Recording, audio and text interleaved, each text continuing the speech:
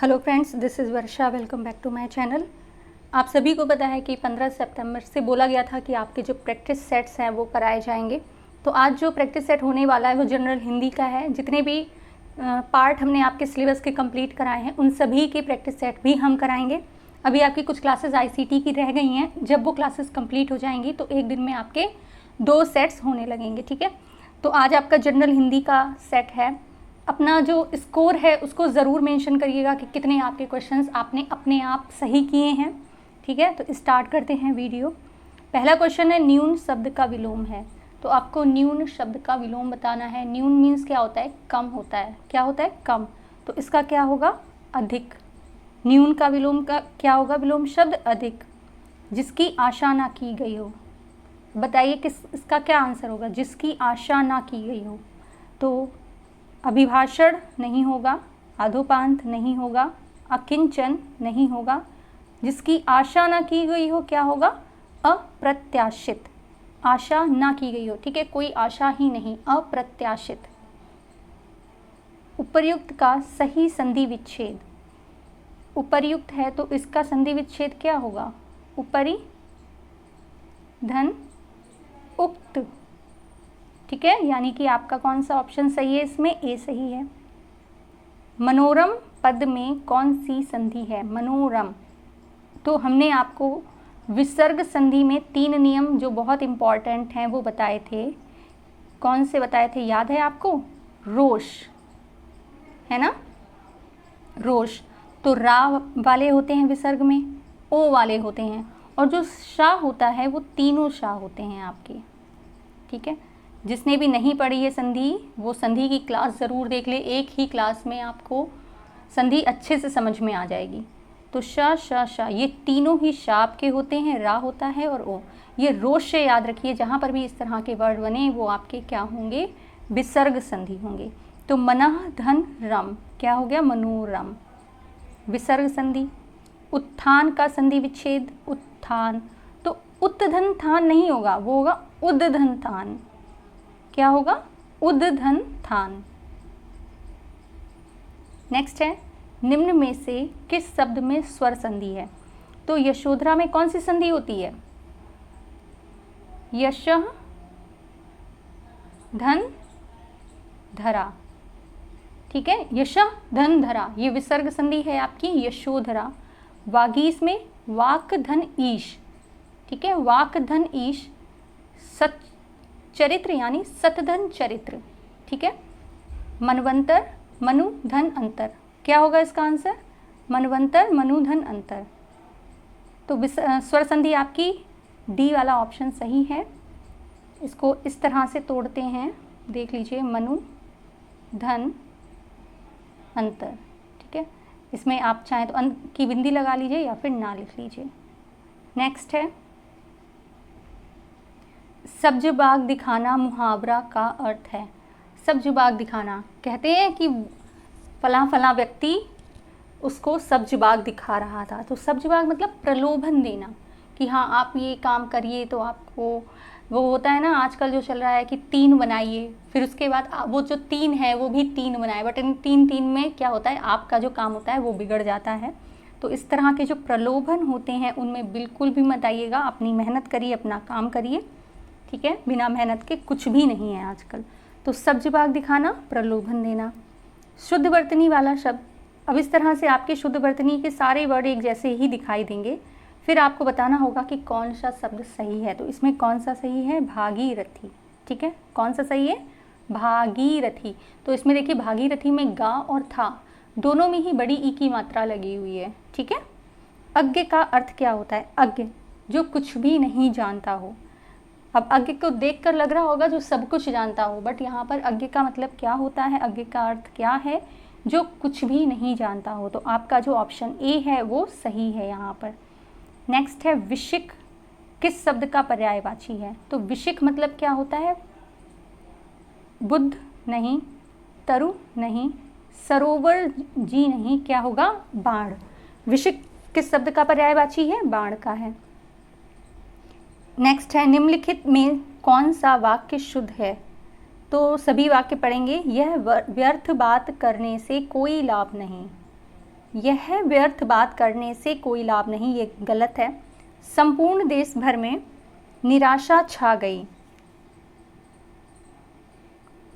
भाई ने भाई के साथ सलाह की, तो इसका जो राइट ऑप्शन है वो आपका डी है, कृपया पत्र का उत्तर शीघ्र दें। ठीक है, अब यहाँ पर लग रहा होगा आपको कि बी सही है, बट बी सही नहीं। या ये होता है ना, संपूर्ण देश में निराशा छा गई, ये भर क्या मतलब हुआ, भर का कोई मतलब नहीं। ठीक है, तो इसका राइट ऑप्शन आपका 11 का डी है, कृपया पत्र का उत्तर शीघ्र दें। नेक्स्ट है 12, जिसके हृदय पर आघात हुआ हो उसको बोलते हैं मर्माहत। ठीक है, मर्म आहत, मर्माहत, जिसके हृदय पर आघात हुआ हो मर्माहत। नेक्स्ट है, किस शब्द में वर्तनी शुद्ध है, तो आधिन, आधिन क्या होता है, नहीं। व्यवहारिक, व्यवहारिक नहीं होता है, इसमें देखिए किसी में भी आ की मात्रा नहीं है। मिष्टान, ये टान ही होता है, ये क्या होता है, ठा होता है, मिष्ठान। तो आपका शुद्ध वर्ड कौन सा है, शुद्ध शब्द कौन सा है, अत्यधिक, अत्यधिक। ठीक है, नेक्स्ट है, चिकना घड़ा होना मुहावरा का सही अर्थ है। तो चिकना घड़ा कैसा होता है, आप जिस उस पर चाहे जितना पानी डाल दें वो बह जाएगा, वो रुकेगा नहीं। ठीक है, यानी कि एक जो निर्लज्ज व्यक्ति होता है, जिसको लाज शर्म नहीं आती, उससे आप चाहे जितना भी कह लीजिए उस पर कोई फर्क नहीं पड़ने वाला। ठीक है, तो चिकना घड़ा होना मुहावरा का सही अर्थ है निर्लज्ज होना। ठीक है, खेत रहना मुहावरे का क्या अर्थ है, तो खेत रहना ये बहुत इम्पॉर्टेंट लिए हैं जितने भी आपके इसमें दिए गए हैं प्रैक्टिस सेट में। तो ज़मीन बिक जाना, ज़मीन बच जाना, ज़मीन खरीदना, ये सारी चीज़ें नहीं होती हैं। खेत रहना मुहावरे का अर्थ है युद्ध में शहीद होना। क्या होगा, युद्ध में शहीद होना। निम्नलिखित में से लोकोक्ति चुनिए। लोकोक्ति जो एक संपूर्ण वाक्य होती है। ठीक है, क्या होगा इसका, कहाँ राजा भोज कहाँ गंगू तेली। मुहावरे में क्या होता है, मुहावरे की एक पहचान होती है कि मोस्टली मुहावरे में लास्ट में ना लगा होता है। देखिए, होना, जाना, ठीक है, बोलना, भरना, तो ये जो मुहावरे होते हैं उनके अंत में हमेशा ना लगा होता है, कभी कभी नहीं भी, मोस्टली होता है ना। तो लोकोक्ति क्या होती है, वो एक संपूर्ण वाक्य होती है, एक पूरा सेंटेंस होती है। नेक्स्ट है, नीचे दिए गए शब्द युग में कौन सा त्रुटिपूर्ण है, तो इसमें ए वाला जो है अनुग्रह विग्रह होता है, अनुग्रह आग्रह नहीं होता है। ठीक है, और जड़ चेतन अनंत शांत आकृष्ट विकृष्ट ये सभी सही हैं। यमुना का पर्यायवाची नहीं है, नहीं है पूछा है, तो यमुना का पर्यायवाची कौन सा नहीं है, सूर्यजा, सॉरी यमुना का पर्यायवाची कौन सा नहीं है, तनुजा नहीं है। ठीक है, रविजा क्यों कहते हैं, क्योंकि यमुना जी को कहा जाता है वो सूर्य की पुत्री थी। ठीक है, यमुना जी कौन थी, सूर्य की पुत्री थी। तो रविजा यानी रवि से जन्मी, सूर्य से जन्मी, सूर्यजा सूर्य से जन्मी। ठीक है, और सूर्य भगवान को अर्घ दिया जाता है, आपने देखा होगा अर्घ दिया जाता है, तो वो अर्घजा भी यमुना का पर्यायवाची है, जिसमें तनुजा जो आपका राइट ऑप्शन है। ठीक है, नेक्स्ट है 19, आग का पर्यायवाची शब्द नहीं है, तो अनल, पावक और कृषाणु ये सभी आग के पर्यायवाची होते हैं। इसमें जो व्योम है वो आग का पर्यायवाची नहीं है। ठीक है, तो आपका राइट ऑप्शन यहाँ पर क्या हो गया, बी हो गया।